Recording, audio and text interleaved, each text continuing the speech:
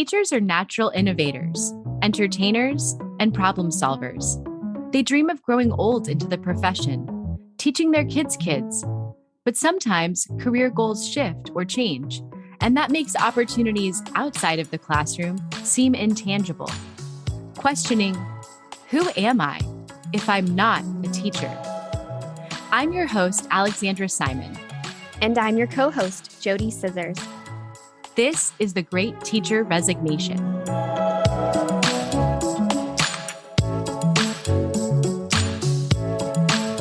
It's a special episode today because JoDee and I are together in the studio. In between all the guests we've interviewed, we wanted to squeeze in some time to talk about an industry JoDee landed in after she left teaching, EdTech and digital learning. To top it off, the next few weeks will focus on the many facets of the EdTech industry and why teachers are perfect candidates for these open positions. JoDee will take us deeper into the field of EdTech and how educators are finding their space in this industry. Yes, this is a special space for me, but also we have been getting a bundle of messages from our listeners requesting help on how to penetrate into the EdTech industry. And I know we need more than just one episode to do that. So Ali and I decided that we're going to have a full few weeks of EdTech, and I think we're going to learn a lot. We have a really nice lineup, don't you think? Oh, I absolutely agree. And really just to get us started, can you tell our listeners, what is EdTech? All right. So EdTech is when you use technology to support learning. And what that means is you have hardware that you use, like a tablet, an iPad, a computer, a desktop, handheld devices, or software. When you think about that, any programs that you use, any apps, even the web is part of the EdTech realm. So those work in conjunction with best teaching practices and educational theory to provide really rigorous and fruitful learning opportunities for students. And I want to say that it is not a replacement for traditional learning or best practices. So when we have digital books, it is not a replacement for print books. Print books are still really highly effective, but they're not as accessible. If I can get 100 books to a child via a device and only a few books that they can check out from the library, that's a huge difference. That's a huge amount of literature that can be in a child's home just based on technology. I think we really saw a big growth in this industry during the pandemic as well, because we had to make education more accessible as students pivoted to online learning and as teachers learned how to navigate education in a virtual space. So what I'm interested in knowing is, how did you find yourself in that space? That's a really good question. So I'm going to go back in time a little bit, but during one of the first years I was teaching, I got observed by my principal. And we went over my observation and she had a lot of great things to say. And she said, I'm wondering, I didn't see any use of technology. How are you using technology? And I really didn't have an answer for her because I wasn't using it in the way that I could have been using it. I was giving presentations and stuff, but like when you really want to amplify learning, you have to use technology in different ways. And so I took that so personally that I was not doing that because, I'm so hard on myself. Of course you did. I was because I also got that question in my observations my first couple of years. And I was like, I'm just going to find one thing to use. Check. But no, JoDee, you have to go above and beyond. Yes. There you go. So I was immediately like, oh my gosh, well, how am I using technology? And so I really clung on to the idea that students are recipients of information from technology, but we also need to be contributors to the internet, to the EdTech world. And so that is a huge responsibility. One, to be a responsible user of it, the content that you select, how you treat your devices. But also, if you're going to be adding to the internet or building programs to support, do it for the greater good of people and education. And so obviously took that to heart and decided that I wanted my students to not only just utilize technology for learning, but become responsible users of technology and be able to create things that are positively impacting this vast internet world, which we know can derail very quickly. And so when I started thinking about how to do that, I found ways for them to create. I found ways for me to design presentations that were interesting and impactful. And then also, I became an early adopter of any technology that the district was implementing. So when they were like, we're rolling out Google Chromebooks, I was like, sign me up. I will be an early adopter. So I took that to heart and eventually became this teacher that everybody relied on for technology integration support. And from there, I was deciding that I went through this identity crisis, as I spoke of in episode 1, thinking like, well, who am I if I'm leaving the classroom? And I met with my friend Marcos. So shout out to Marcos, who helped me during my journey of transitioning out of the classroom. And he connected me with a woman who said, shine the light on what you do best. That is what you need to focus on. And so when I thought about, okay, well, what do I do? And I thought about what teachers came to me for, not just like for learning a strategy or a skill, but what was it that made me shine? And it was technology integration. It was media creation and thinking outside of the box when it came to learning. And so I immediately latched onto that and really made sure that I was going to continue to be that person, an early adopter, using tools ethically and selecting tools ethically, learning the ISTE standards. And so I was doing EdTech before EdTech was like a hashtag. I mean, honestly, when you described that you were the leader in your building, that you were the first person who volunteered to take on this, like I know who those teachers were at the various schools that I taught at because they were so important.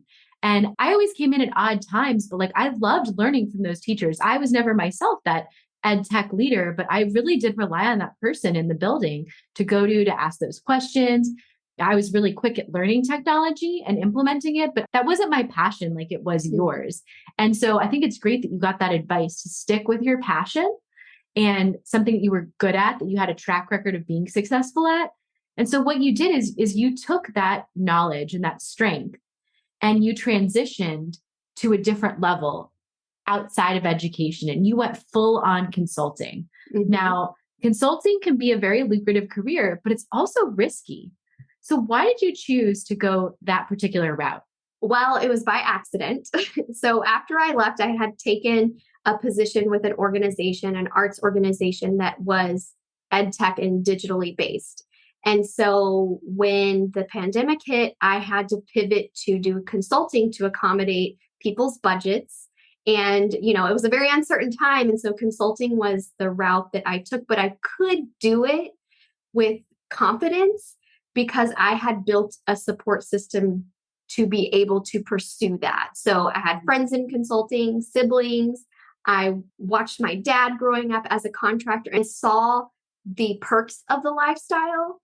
Also, the ability to work in a project-based environment. And so the organizations I work with are not only ed tech, but they're arts based. And you know how passionate I am about the arts. And so those two things could merge with the ability of being a contractor. But I also could do it because I had a financial plan. When you are a consultant, you are not guaranteed a salary.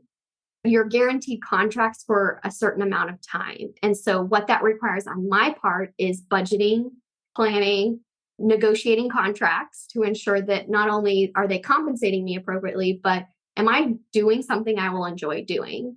And the other big part was, when you work for a school district, you are given really good benefits. And I was able to walk away from that because my spouse was able to provide benefits through their role. And you can get benefits from anywhere. Like you don't have to have benefits from your employee. There are organizations that you can just sign up for benefits. But when you have those really good benefits from a school system, that was something that, it's a risk to take. And I was able to do that because I had a plan. Yeah, you had a plan and you have to think about all of those different components to leaving a job, like being a teacher that's really stable. One thing that struck me when you were describing how you decided to kind of move into this field is that you said, well, I understood, projects. You love project-based learning in the classroom. I do. Right? So like the idea of going from like project-based learning in your classroom to like working on projects professionally, that's not a coincidence, I don't think. No, it's not. It's not. And you know what? Like, I really haven't even had that revelation about who I am until recently, thinking like, oh, like this is really who I am to the core. I like having different projects. I do not like redundant work. I do like routine though. I am full blown routine when I am in my element. And you can ask my husband, like when I am working, I am in the zone. When I get into redundancy, when it comes to work or projects, it point blank just makes me depressed. I feel depressed. I think it's because you're creative. Like you want to have that creative expression. And when you're doing the same thing over and over again, you don't really get to keep creating. Yeah. The other thing I wanted to say though was that I have determined as a contractor in the EdTech world, the base salary that I need to meet the requirements and standard of living that my family wants to live, which means, paying rent, groceries, bills, and my daughter's activities. So I wanted to ensure that nothing was being compromised there. And then anything I make above and beyond that goes to like my daughter's college savings, my husband and I savings, our retirement, and projects like the podcast. So it gives me an opportunity to increase my salary to many capacities, to be able to work on the things that I enjoy doing, like this, or writing my books, or paying for consulting for people to edit my stories and stuff like that. Whereas before, it was pretty limited, but now I feel like I have more control over the possibilities, which feels really great. Yeah, it definitely sounds like you're more in the driver's seat when you're doing consulting work because you can take on new contracts. You can decide how many contracts you want to have. Can you tell the listeners a little bit why consulting was a good fit for you versus getting hired by maybe an arts education organization full time or another organization full time? Yeah. So, number one is flexibility, the ability to be able to control my day, because one of the reasons that I left was inflexibility and not being able to fully appreciate moments with my daughter and my family. I was too overscheduled. I was too stressed. I was too depressed. Like there were a lot of things that were happening that didn't let me live in the moment. And so the flexibility is number one. I can be a mom. I can be me. I can be a wife. I can be a sister. I can be a friend much better than I was before. If I ever went back to teaching, I know how to be that person, because I've gone through this experience. The other thing is, like we just said, project-based. Like I love a new project. I love building things from the ground up.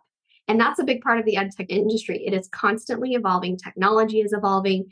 And what our children need is evolving. So it is a chance to help solve those problems using technology. And I really love that. And the one thing that I've learned big time over probably the last 2 years is consulting expands my network. I have met so many people in EdTech, in nonprofit, and it's continuing to grow. And I never thought that I was a person that would network, because just the way that I am built, when I meet new people, I am immediately very timid. I am not someone to approach someone to start a conversation. And it is not because I don't want to, it is because I am shy when it comes to that. But once you get to know me, not shy at all. It made me realize that when I look at myself in a networking environment and I focus on the thing that I shine on, it's really easy to meet people, because then they say, oh, we need to connect. And then I learn about them. I'm like, oh, well, we need to connect, So I really took that piece of advice to heart when it came to networking. So tell me about your day-to-day as a consultant. What does it look like? It's a lot of juggling. So I have several different clients, and each of them have their own projects. So it is a lot of task management, spreadsheets, documentation, counting hours. And I would say that even with all of that juggling, it is so manageable because I am in the driver's seat, as you said. And I'm also a planner. If you ask anybody in my family, they know I want to be prefaced with the plan. If it's not on the calendar, it doesn't exist, you know? Mhm. So my typical day is, I'm going to say this is my ideal typical day, which happens, I would say, at least 4 days a week. Okay. 4 out of 7 days a week, which is pretty good. I wake up, I work out, come home, I prepare my daughter's lunch.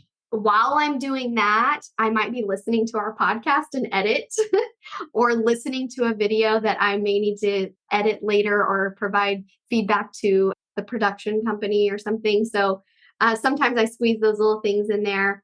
And then I walk my daughter to school. And then I come back and I have about a half hour before my real workday starts. And I will walk the dog and I will do our social media stuff. So that's kind of that. And so then my real workday starts. But I mentioned that because before my real workday starts, I have a really productive morning. And it feels good to do it without pressure, to do it in a healthy way and not feel guilty about anything. And so that's really great. And then from 9 to 5, I am working on various projects. So it might be me revising a curriculum. It might be me designing a interactive framework online, working with developers. I have meetings and we're brainstorming ideas for new media content for YouTube. And it all varies. And I think why I can sustain energy through the day is because I carve out time for each of these projects and then I zone in. I will tap out, after 3 hours of a project and say, okay, I'm moving on to the next one. Some days I'm focused all day on a project, but it really helps me break up the day. I can healthily have a walk and lunch, on my own time. And some days I stop work early. I say, hey, my daughter has a performance at 2 and I'm calling it a day today. Or it's Friday and I'm going to go pick her up and I'm going to take the kids to the pool. So all of that intense workday can be left to do the next day. I don't have to work through the night most days. I don't have to wake up extra early to do things. I have crazy days for sure. But yeah, that's typically what it looks like. I want to learn a little bit more about how you support the EdTech industry. So can you go in a little bit more to the types of projects that you're working on and what kind of content you're working on during this time where you're focused on your work? Yeah. Well, first, a lot of people just think the tech industry, you have to be a coder. Mm-hmm. That's just all it is. No, that's a component to it. There is design behind that. There's content creation behind that, management. There are a ton of roles in the EdTech industry. And so I support it first and foremost by ensuring that whatever I am creating or developing with a company is rooted in digital citizenship, that the software we use, however we're delivering the information, is a safe environment for students. I never want to put a young person at risk of accessing something that they shouldn't be accessing. I wouldn't want to put anybody in that position, or a teacher for that matter. The other thing is quality content. When YouTube came about, when media became more accessible to create, we started creating things that weren't rooted in the core values of education. Like best practices, like you talked about earlier. Exactly. And so I want to ensure that the things that we are producing are authentic, they are reliable, that they are entertaining, and that they are actual contributions to education, that can actually be put in a teacher's toolkit and they can save it and use it over and over and over because it's a reliable resource.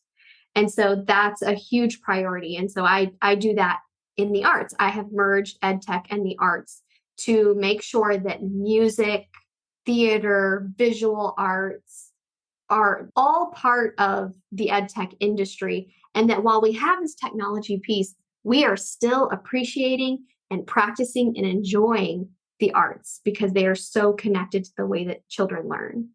And the other thing is that when we're making these things, I want to make a teacher's life easier. Yes, I'm raising the roof over here. Yes. Oh my gosh, because we talked earlier in one of our first, I don't remember which episode, with Andrea, who creates teacher guides for her books. And I'm like, yes, having a teacher's guide, making it easy for educators to use the materials. I love what you said about authentic materials, right? So I know the work you do with Preservation Hall, all their stuff is authentic. They're talking with the artists that do the work. It's just passing down that information in those stories and arts education in real life. So it sounds like you've really found your specialty in arts education. And honestly, for educators, we all have something that we're good at and something that we're passionate about. It seems like you kind of married the two, the technology part, the arts education part. And so I think if you're looking to go into this field, find what you're passionate about, find what you excel in. And then I'm going to ask JoDee this question that can hopefully help you go to the next level. How do you get a contractor or a consulting role? Okay, so networking for sure. But also, if you find your niche, look at the organizations that you have followed over the years. See who is hiring. And a lot of people hire contractors because they have short-term projects. And if you're a project-based learning teacher, you might like project-based learning career like me. And so I would first start at LinkedIn and find the organizations that you're interested in and see if they're hiring contractors, and you can become a consultant. So I'll give you one example. When I was leaving teaching, I knew that arts would be a part of my life. And so I searched all of the arts organizations around, even like museums, but I also searched media companies. And so one organization that I follow all the time is PBS. I think PBS Learning Media has done a phenomenal job of curating quality content for young audiences. And I follow them because they are mentors to me. And so I noticed all the time that they are hiring contractors, and they hire contractors for development, for content creation, for coding. So there are many parts of that educational institution that hire contractors for short-term things because they get government grants to fund these projects. And so I think that's a really good start. Absolutely. And I think we're going to dive deeper into the EdTech industry through this series of podcast episodes that we have coming up. So if you're interested in the EdTech industry, stay tuned. We have a lot more content coming your way. We're excited to share our guest speakers that we have coming onto the podcast. And JoDee, it was such a pleasure to talk to you about your passion and where you've gone since you've left the classroom.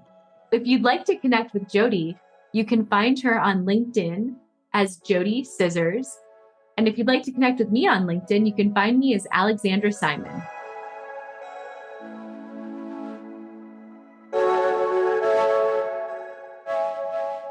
If you liked The Great Teacher Resignation, give us a 5-star rating and follow us on Instagram, Facebook, Apple Podcasts, Spotify, Google Podcasts, Amazon Music, and Audible. Today's episode was written and recorded by me, Alexandra Simon, and my co-host, JoDee Scissors. Executive produced by Teacher Brain. Produced and edited by Emily Porter. Original music, Emoji by Tubebacker. Special thanks to our sponsor, Paper Planes Ed.